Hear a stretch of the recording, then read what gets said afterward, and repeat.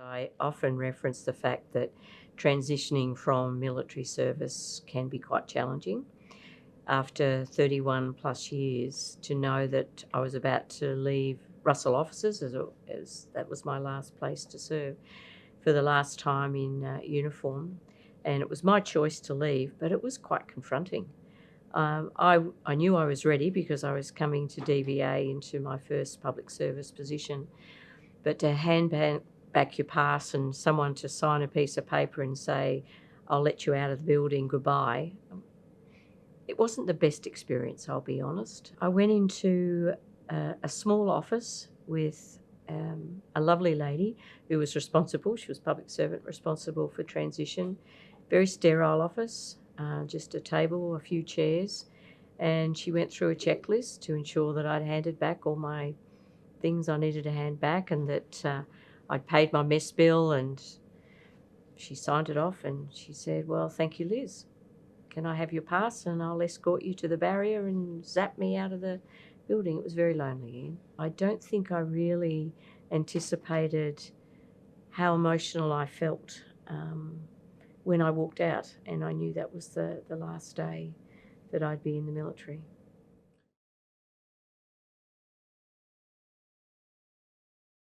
I applied for the position as the First Assistant Secretary of the Executive Division, and then I was shortlisted and I went to interview. And it was actually Shane Carmody, who was the Deputy President at the time here in the department, interviewed me with some other panel members, and I was selected for the role. And then I went to Lovett Tower and met the Secretary of the day, which was Ian Campbell, and he offered me the role. So I was very excited about that opportunity because I did actually see that coming to DVA was an extension of my military service, but not in uniform, but as a civilian. I took leave, just a month, took a month's leave, and then just started my job as a civilian.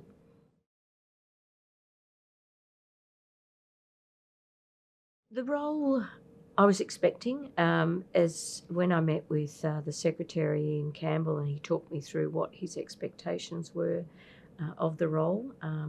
He was quite clear, so I was excited about that.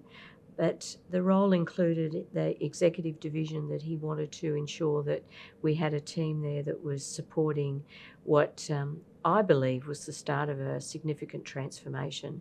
Ian was very conscious of the culture of the department, and he was very conscious of the fact we had been starting to deploy our forces into the Middle East. He had incredible foresight and vision to say, well, we should be preparing for that now.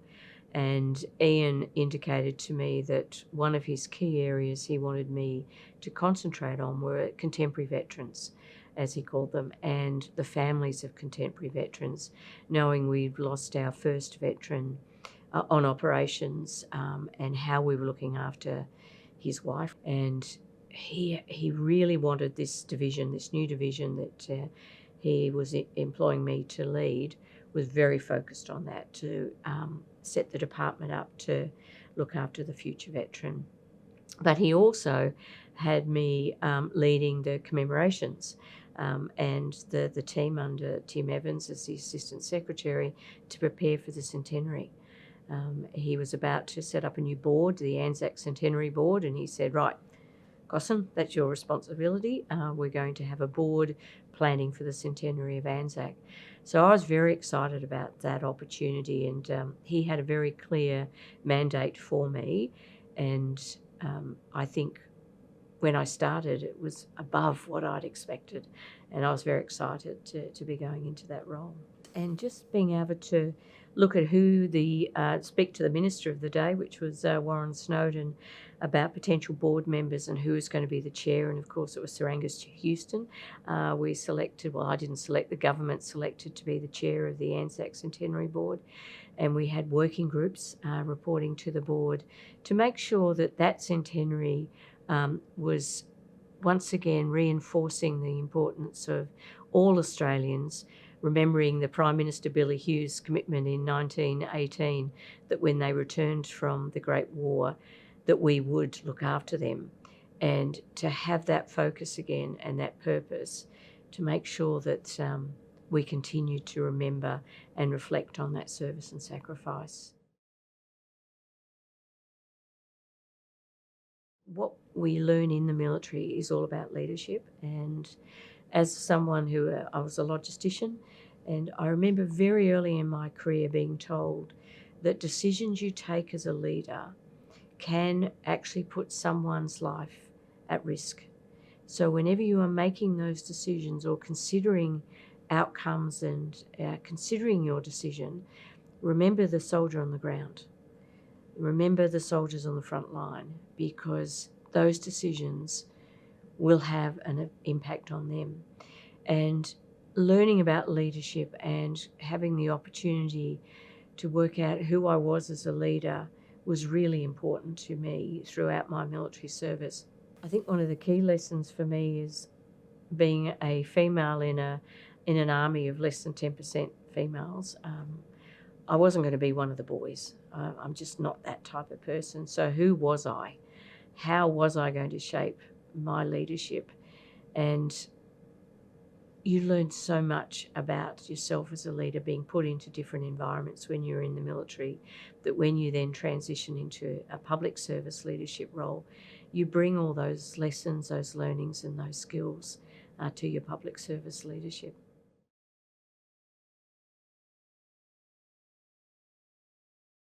When I came back to the department in 2016 under Simon Lewis's leadership as secretary, we were starting on what we were calling veteran-centric reform. And what that meant was putting those individuals at the front of mind. And how we did that was to establish some focus groups of volunteers, randomly selected female veterans and veterans from past and recent operations. And we asked them what was their experience with us. And there were two things that were watershed moments for me. One were we had a focus group with a group of female veterans, and Kate Pope, who is currently the Deputy President of the Commission, and I, we participated in this focus group, and we heard a veteran say, getting a letter from DVA is like finding a tarantula in your letterbox. And that was very confronting, but it was a moment that we recognised what we were doing in DVA, we were impacting on those lives. And the second moment was when we sat with a group of male veterans and they said to us, we've served in the military, you trusted us, you gave us weapons, you sent us onto the front line. We then left. Why don't you know me? If I've worked in the Australian Defence Force, enlisted, why does DVA, who is there to serve us, not know who I am? And that really shaped a lot of what are we doing for the future to understand not only today's veterans, but the future, the next generation of veterans. And so understanding that decisions that we took in DVA would impact on the lives of individuals and their families, that was front of mind every day to me, Ian. We didn't get it right all the time. And I did worry about that sometimes we did make mistakes, and I wished we could have done it better. But we never lost sight of why we were here and those individuals and the lives of those individuals. Really important.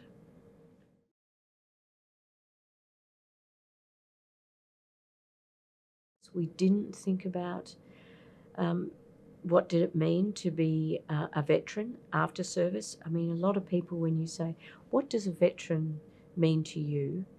They think of someone who has served in the Great War, Second World War, Vietnam, an old man. Sadly, that's how a lot of people think of veterans.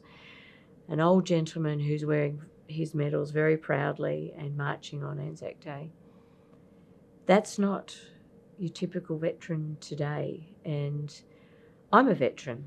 And sadly, a couple of times in recent years where I've attended the War Memorial and I've worn my medals, and it was not that long ago getting out of my car and I was putting my medals on, and it was a lovely gentleman and his wife getting out of their car a couple down from me, and he didn't mean to hurt me, but he said to me, are they your father's medals?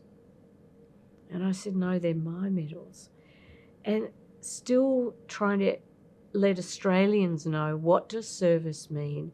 Who is a veteran? What does a veteran look like? And so when we're in service, we don't think of that when we leave. And we need to do more in educating when you're in service that you are a veteran.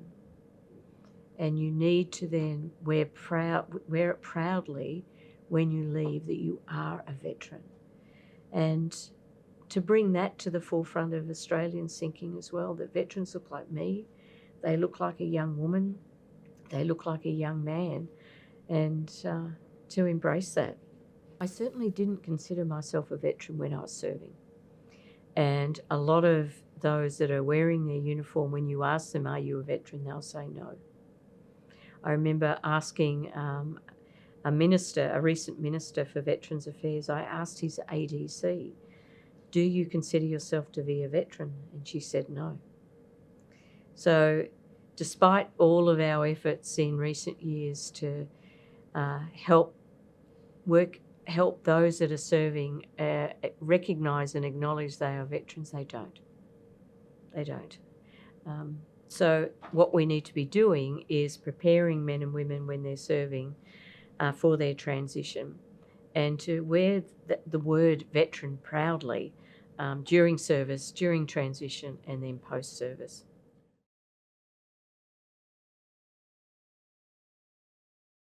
When I graduated as a second lieutenant, and I marched into my first military unit down in Bandiana, and it was a huge warehouse, and I had a lot of I had a warrant officer working with me, and a sergeant and corporals and privates and craftsmen, and I was quite confronted with that as a young officer, to say, you are expected to lead, but you also I needed to listen.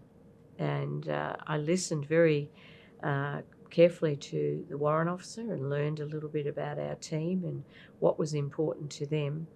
And you learn not only from education through reading books and through your formal training, but I learned a lot from those that worked with me, and listening to the warrant officers who'd had that years of experience in leadership, and they had served in Vietnam, and to understand that just walking into a warehouse and saying, right, I'm your leader, that doesn't fly.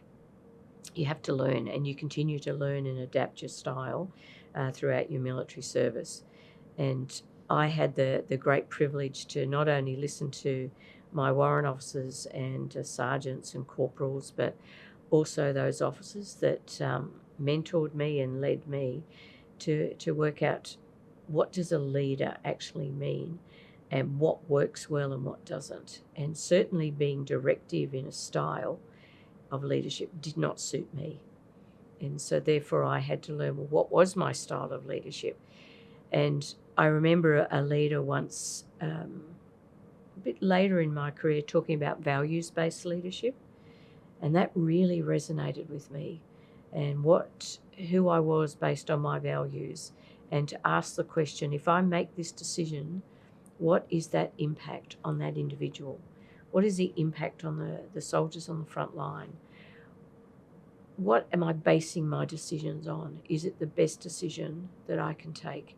And leading, as we've talked about, in sometimes very complex, uncertain environments, you learn and you adapt, but you listen.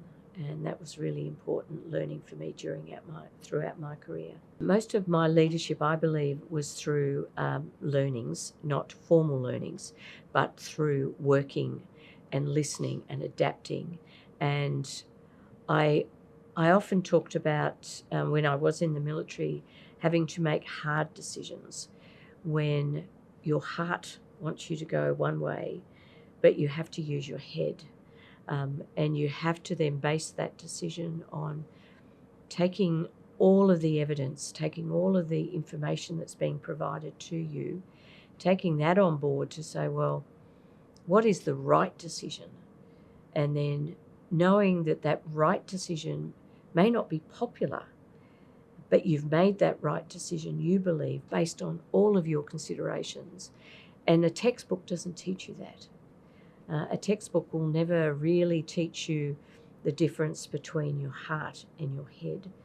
And that came to the fore as well during COVID, where I had to make some hard decisions that I knew may not be popular to everybody, but I had to consider why we were here and never lose sight of why DVA was here during COVID.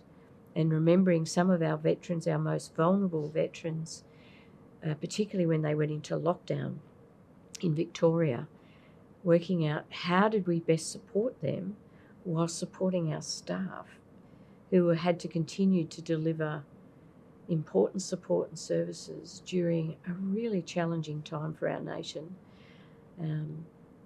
The heart and the head and balancing all of that, you don't get that through reading. You get that through a lived experience, and through judgment, and through making sure that you never forget the people that are right at the centre of the decisions that you're taking. I learned early, and I read a book from a US general, and it always resonated with me about the fact that to be a leader, you do have to make those tough decisions, and you can't always be popular. And as a person, though, yes, you do feel that.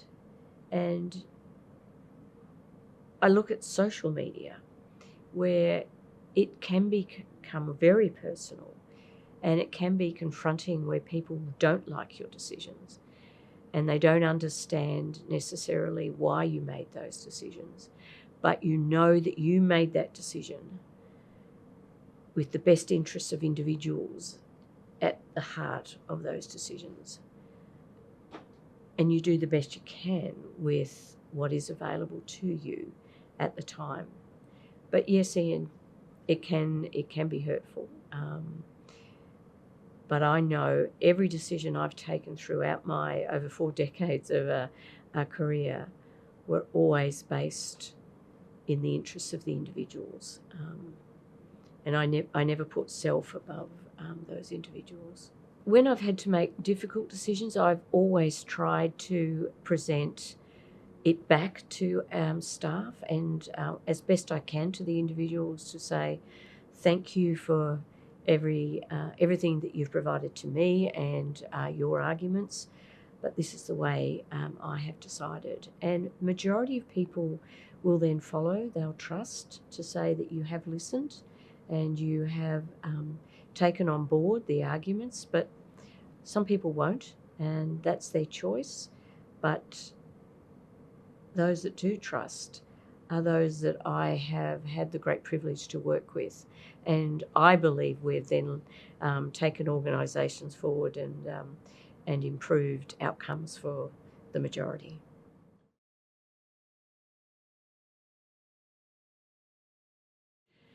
I'm probably not the best reader, to be perfectly honest, but I did read a little bit of General Powell's, the US General, his book when he released it as a strong leader, and his lessons. And what I found really interesting about his book, he talked about his top 12 lessons, and that always resonated with me about working out what is important to me as a leader and how do I shape myself as a leader.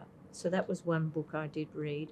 But mainly I have been a student of looking and learning and listening. And the other person that I often talk about is Sir Angus Houston, because I heard him speak on many occasions where he talked about values-based leadership and how he applied his values to his leadership, and he always gave practical lessons.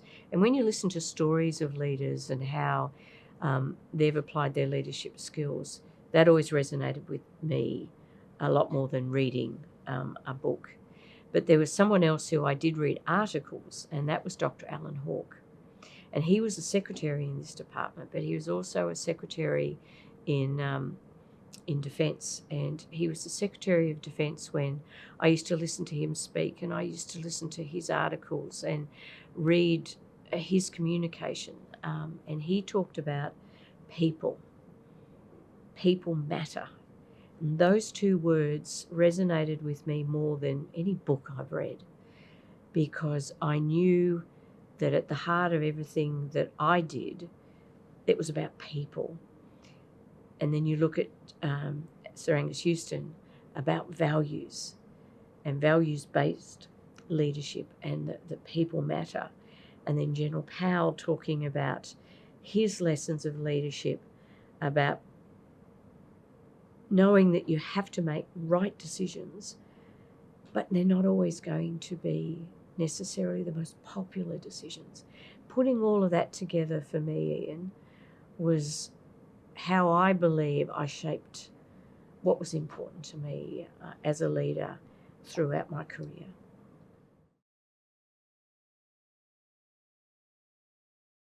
One of the key lessons, I think, from our leadership that you learn in the military that translates really well into any leadership role, whether it be in the public service or the private sector, it was all about that. In the military, we refer to it as selection and maintenance of the aim. And for me, that translated into what's your purpose? Why are you serving? Why are you leading? What gets you up in the morning? What inspires you? What drives you? And never losing sight of that. And so throughout my service in the military and now my public service, I will always apply that. And I use that every day now. Why am I getting up this morning? So that selection and maintenance of the aim, or that purpose, was a really important lesson that I believe will always shape my life, regardless of what I do next. But the other important lesson that we learned in the military, and I believe translates once again well to any public service or private sector, is having a plan. What is your plan? Where do you want to go, so that you've got that direction and others know where you want to go? And I was asked this question recently about, well, how do you lead, and how do you deal with complexity and things that might be happening day to day that might be distracting? It was all about knowing our purpose, our aim, where are we going? And then if the staff are connected with that, they will take you there. As a leader, you don't have to be doing everything. You can't be doing everything. And you have to trust and inspire your staff to know where you're going. And that's probably the third, and the third one I'll talk about is about trusting your staff. And when you were in the military as a leader, you had to trust your troops. You had to be able to trust them and inspire them and give them an environment that you know that sometimes they're going to make mistakes. But you've created an environment that they know where we're going. So that aim, that plan, and then they get on and do it.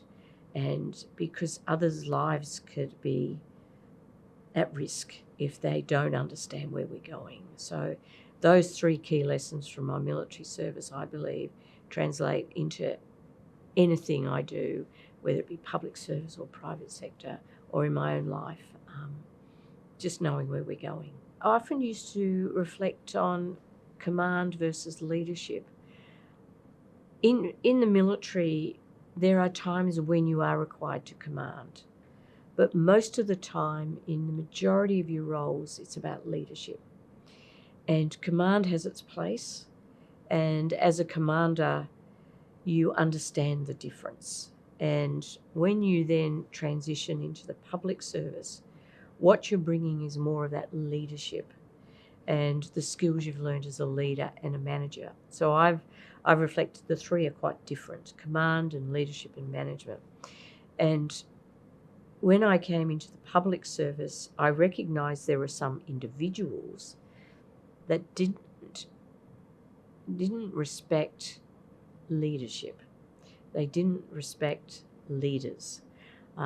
They felt that they were individuals and that they could do their own thing. They don't belong in any organisation. I believe the majority of people who work in an organisation, if they truly feel connected to that organisation, they naturally follow leaders, not directive, commanding leaders, but leaders who inspire them and leaders who help them know what is the direction we're on, where are we going. And that was a really important lesson for me, that I had some individuals when I first transitioned, I could not understand what it was that they didn't want to be part of that. They just wanted to do what they wanted to do. And that's not a good public servant, because if you look at the public service has its values. Military has its values. The services have their values. And as a public servant, if you don't relate to those values, you actually don't belong even in the public service. So I did find that confronting.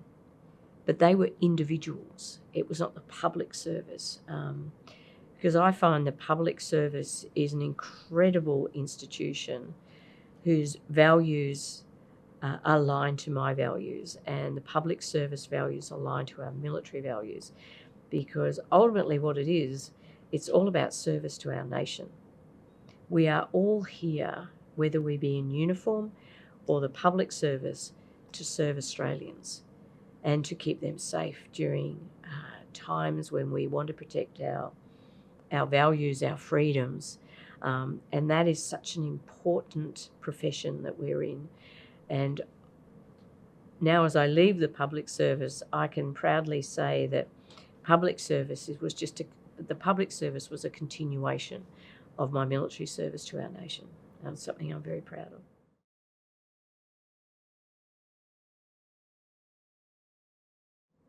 There have been many challenges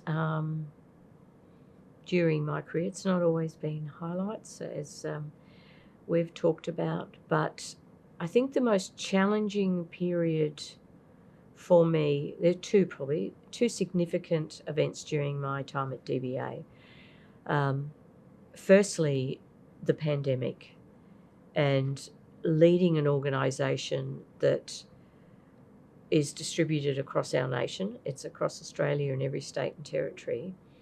And when you go into lockdowns and you have different jurisdictions and different health requirements, and making sure we never lost sight of why we were here, what was our purpose, to support veterans and families, but to look after your staff. I mean, if you look at how we as a nation came together, went into the lockdowns, worked from home, a lot of our staff were still serving veterans, serving the community, doing homeschooling, working off kitchen benches, working with remote access, and they did that. I will always be proud of how DBA staff just continued to deliver to veterans and families during that time and look after themselves, be kind to each other. What a remarkable time. And that was extremely challenging for many reasons. But the second most challenging time for me was when the Governor-General issued the letters patent for a Royal Commission into Defence and Veteran Suicide. That was a time for me where we knew it was going to be confronting for all of us. We knew that the Royal Commission is so important because suicide in our community is something we need to address, and we've known that. And we know that the work of the Royal Commission is going to be so important to find ways to reduce or to eliminate the risks and the suicide in our veteran community, but to make sure that we put in place all the support we needed for our staff and work very closely with Defence, because it is a very confronting issue. And I know that anybody who might be listening to this can be confronted by suicide, but I just want one message, and that is there is support available, and to never give up, and to know that there are others in the community who want to support you if you are struggling, and please know that that support is there. So those two significant events during the time as a leader in DVA were really significant and important, that we never lost sight of our community and the reason that we're here.